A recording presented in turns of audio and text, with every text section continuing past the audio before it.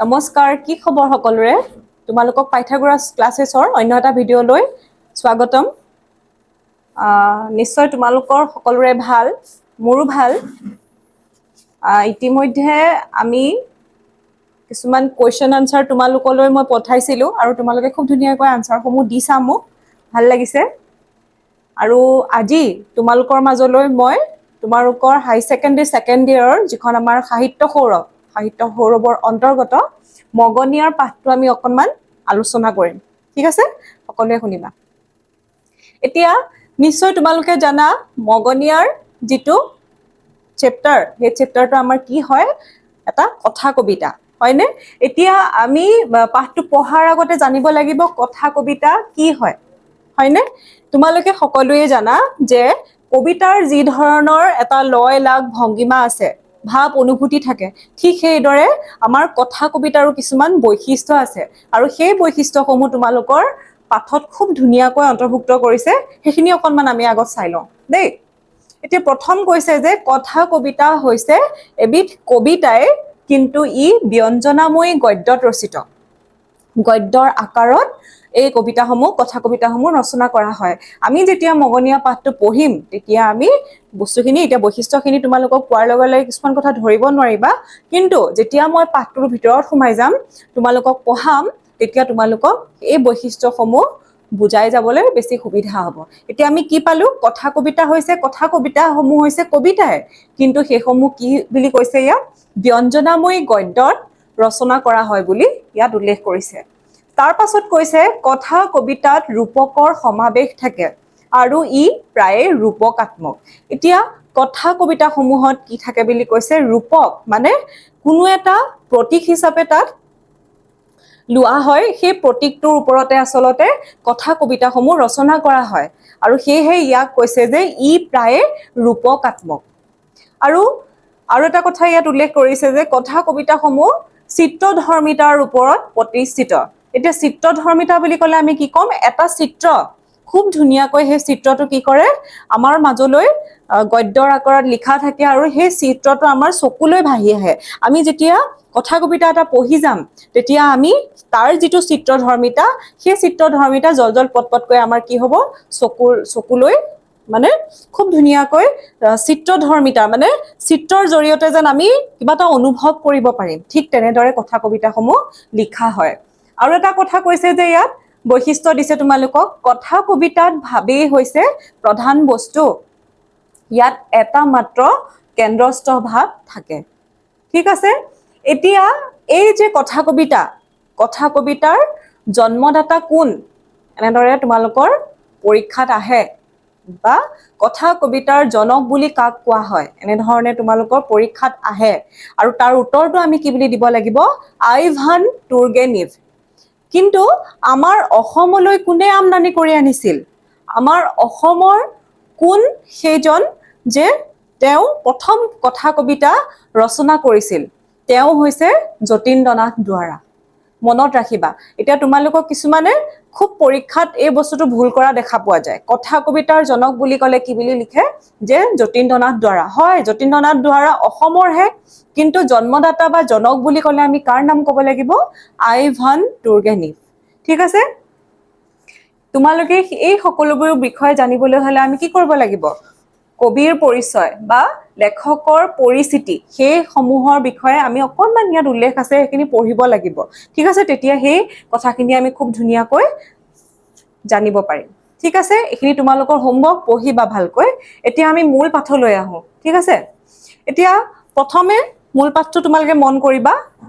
মই বাটেদি গৈ আছিলো, এটা বুঢ়া বেমাৰী হাড় ছাল ওলোৱা মগনিয়াৰ আহি মোৰ ওচৰত থিয় হ'লহি।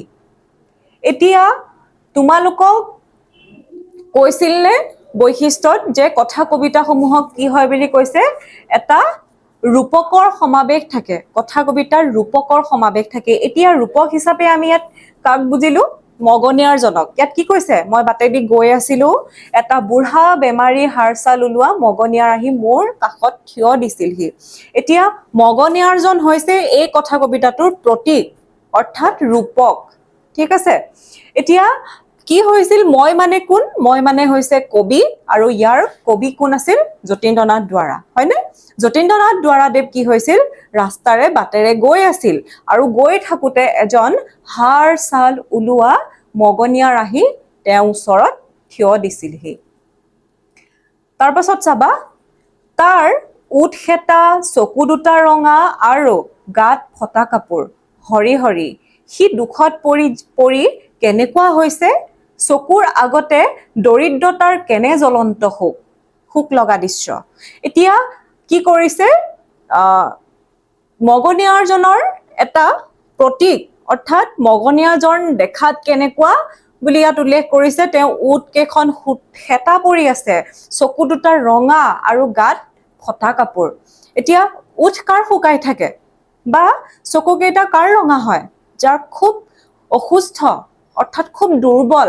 তেনেকুৱা মানুহে উঠখন হেতা পৰি থাকিব বা চকু কেইটা ৰঙা হৈ থাকে আৰু সেই প্ৰতীকটো আমাক কেনে ধৰণে বুজাইছে যে মগনিয়াৰজন কেনেকুৱা বুলি কৈছে তেওঁ উঠ দুখন হেতা পৰা চকু দুটা ৰঙা আৰু গাত ফটা কাপোৰ পৰিধান কৰি আছে অৰ্থাৎ এটা খুব দৰিদ্ৰ অৰ্থাৎ খুব এটা দুখ লগা চিত্ৰ ইয়াত মগনিয়াৰজনৰ ক্ষেত্ৰত দৰ্শাইছে যে তেওঁ আসলতে এজন খুব দৰিদ্ৰ শ্ৰেণীৰ ব্যক্তি যাৰ খাবলৈ ববলৈ বা পিন্ধিবলৈ এসাজ কাপোৰ নাই অৰ্থাৎ চিকিৎসাৰ হেতুকেও তেওঁ কোনো ট্ৰিটমেণ্টৰ কাৰণেও তেওঁ পইচা নাই তেওঁ এজন মগনিয়াৰ হয়নে তাৰ পাছত চাবা সি সেই উখহা অপৰিষ্কাৰ হাতখন মেলি মোক সহায় খুজিলে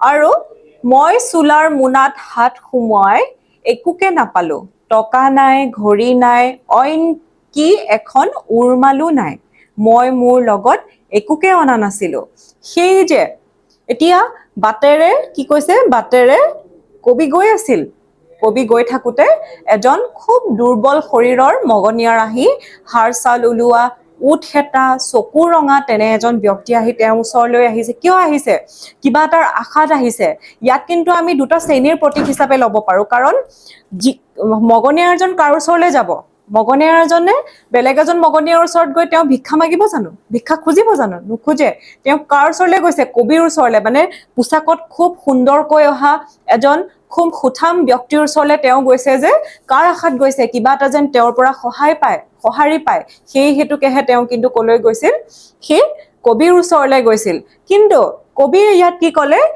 তেওঁৰ যি উখহা হাতখন মানে মগনিয়াৰজনৰ যিখন অপৰিষ্কাৰ উখহা হাতখনে তেওঁক ধৰি কবিক ধৰি সহায় ভিক্ষা মাগিছিল যে তুমি মোক কিবা এটা দি সহায় কৰা কিন্তু সেইদিনা কি হৈছিল কবিয়ে চুলাৰ মোনাত হাতখন ভৰাই চালে যে তেওঁৰ হাতত টকা নাই ঘড়ী নাই নাই কি নাই এখন উৰমালো নাই মানে তেওঁৰ হাতত এখন ৰুমালো নাছিল সেইদিনা তেওঁ শূন্যতা হৈ আছে শূন্যতাৰে পৰিপূৰ্ণ হৈ আছে এফালে মগনিয়াৰজনো কি হৈছে তেওঁতো শূন্যতাৰে থাকিবই কাৰণ তেওঁৰ গাত একোৱেই নাই তেওঁৰ গা বেয়া তেওঁ উঠ হেতা বুলি ইয়াত উল্লেখ কৰিছে তেওঁ কি কৈছে পিন্ধিবলৈ পোছাকত পিন্ধিবলৈও তেওঁ এজন ভাল কাপোৰ নাই যিযোৰ কাপোৰ তেওঁ কেনেকুৱা আছিল বুলি ইয়াত উল্লেখ কৰিছে ফটা চিটা আৰু তেনে এজন ব্যক্তিয়ে যেতিয়া কবিৰ ওচৰলৈ হাতখন আগবঢ়াই দি উখহা হাতখন আগবঢ়াই দি তেওঁৰ পৰা ভিক্ষা মাগিছিল সেই হেতুকে কবিও কি কৰিছিলে তেওঁ চুলাৰ মোনাত তেওঁ সহায় কৰিবৰ কাৰণে কিবা আছিল নেকি এবাৰ চাওঁতে তেওঁ কিন্তু তাত একোৱেই বিচাৰি নাপালে মগনিয়াৰটোৱে তেতিয়াও মোৰ ওচৰত হাত পাতি থিয় হৈ আছে আৰু তাৰ দুৰ্বল শৰীৰ কঁপিবলৈ ধৰিছে এতিয়া তোমালোকক মই ইতিমধ্যে কৈছোৱে যে সমাজত কি আছে দুটা স্তৰৰ মানুহ আছে হয়নে দুটা স্তৰৰ মানুহ আছে এটা হৈছে উচ্চ স্তৰ এটা হৈছে একেবাৰে নিম্ন স্তৰ এতিয়া আমাৰ এই দুইটা সমাজৰ এই দুইটা স্তৰে কিন্তু আমাৰ ইয়াত কি কৰিছে ধুনীয়াকৈ উল্লেখ কৰিছে কাৰণ মই ইতিমধ্যে তোমালোকক কৈছে কবিক উচ্চ শ্ৰেণীৰ বুলি ধৰা হৈছে আৰু মগনিয়াৰজন হৈছে নিম্ন শ্ৰেণীৰ তেনে এজন ব্যক্তিৰ আৰু প্ৰত্যেক ব্যক্তিৰে কি হৈ থাকে এটা মানুহৰ সকলোৰে মাজত তুমি কিছুমানক ধৰিব নোৱাৰিব পাৰা কিন্তু প্ৰত্যেকৰে এটা শূন্যতাৰে পৰিপূৰ্ণ হৈ থাকে কেতিয়াবা এতিয়া কবিৰ ওচৰতো সেদিনা কি হৈছিল একোকেই নাছিল দিবলৈ হয়নে আৰু তেনে স্থলত তেওঁ আচলতে খুব বেয়া লাগিছে কাৰণ মগনিয়াৰজনে কিবা এটা আশা কৰি তেওঁৰ ওচৰত কি কৰিছে দুৰ্বল শৰীৰটোৱে তেওঁ হাতখন কঁপিবলৈ ধৰিছে কাৰণ তেওঁ বহুদিন চাগৈ খাবলৈ পোৱা নাই তেওঁ চাগে কিবা এটা আশাত তেওঁৰ পৰা কিবা এটা বিচাৰিবলৈ তেওঁ কি কৰিছে আশাতে তেওঁ ৰৈ আছে তেওঁৰ ওচৰত হাতখন পাতি তাৰ পাছত ইয়াত লিখিছে চাবা মই এনেদৰে থাকিব নোৱাৰি লৰালৰিকৈ তাৰ হাত এখন সাবতি ধৰিলো আৰু সাবতি ধৰি কলো ককাই মোৰ ওপৰত তুমি খং নকৰিবা মোৰ হাতত একোকেই নাই এতিয়া তোমালোকে মোক কবাচোন তোমালোকে বাৰু মগনিয়াৰ এজন বা খুব অসহায় ব্যক্তি এজন বেমাৰী হাড় ছাল ওলোৱা হাতখন অপৰিষ্কাৰ এনেকুৱা মানুহ এজনক ঘপককে তুমি এনেকে ধৰিব পাৰিবানে দুই এজন ওলাব আৰু প্ৰায় দেখা নাযায় তেনেকুৱা লেতেৰা পেতেৰাকৈ থাকিলে আচলতে মানুহে তেনেকৈ নধৰে কিন্তু আমাৰ ইয়াত কবিয়ে কি কৰিছে তেওঁ এটা ব্যতিক্ৰমী পদক্ষেপ লৈছে কিয়নো তেওঁ হাতত দিবলৈ একো নাছিল তেওঁ সহানুভূতিৰ বাবে বাদে তেওঁৰ হাতত দিবলৈ একোকেই নাছিল কাৰণ সেই হেতুকে তেওঁ কি কৰিলে তেওঁ একো নাভাবি একো চিন্তা নকৰি তেওঁ সেই অপৰিষ্কাৰ উখহা হাতখনকে সাবতি ধৰি কৈছে যে ককাই তুমি মোক বেয়া নাপাবা মোৰ হাতত তোমাক দিবলৈ একোকেই নাই কাৰণ ময়ো শূন্যতাৰে পৰিপূৰ্ণ হৈ আছো তোমাক দিবলৈ মোৰ ওচৰত নাই কি নাই ঘড়ী নাই ৰুমাল নাই এটকা পইচাও নাই ঠিক তেনেদৰে কৈ মগনিয়াৰ জনৰ ওচৰত ক্ষমা খুজিছিল আৰু ঠিক তেতিয়াতে মগনিয়াৰটো আচৰিত হৈ মোৰ ফালে এবাৰ চালে হেতা উঠ দুখনেৰে অলপ হাঁহিলে আৰু ইউ মোৰ হাত দুখনত ধৰি অতি কষ্টেৰে মাত লগালে কি হল একো কথা নাই ইয়াৰ কাৰণে তোমাক অশেষ ধন্যবাদ ইউ যে এটা দান আৰু কাৰণ মগনিয়াৰজনেও কি হৈছিল মগনিয়াৰজনে আচলতে আকস্মিকভাৱে তেওঁলোকক তেনেকুৱা এটা কিয় ইমান লেতেৰা পেতেৰাকে থকা মানুহ এজন হাতখন উখহা বুঢ়া বেমাৰী হাড় ছাল ওলোৱা তেনে এজন ব্যক্তিক চাগে কোনেও তেনেধৰণে সেই যি সহানুভূতি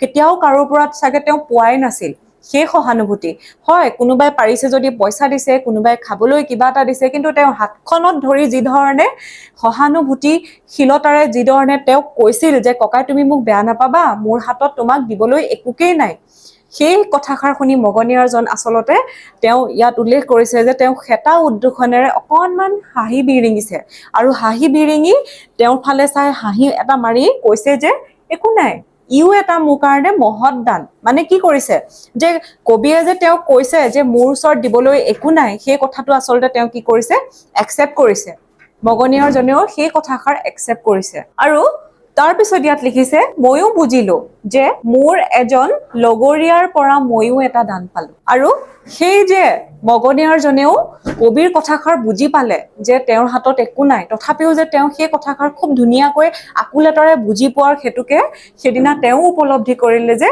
ময়ো এটা মোৰ লগৰীয়াৰ পৰা এটা খুব সুন্দৰ দান পালো বুজি পালানে খুব সুন্দৰ কথা কবিতাটো ইয়াত বহুত আচলতে সুমাব পাৰিলে খুব দুখ লগা এটা চৰিত্ৰ আমাৰ মাজত উপস্থাপন কৰিছে আৰু মোৰ মতে তোমালোকে বুজি পাইছা যদি কিবা বুজি পোৱা নাই তেনেহলে এবাৰ কমেন্টত সুধিবা মই জনাই দিম থ্যাংক ইউ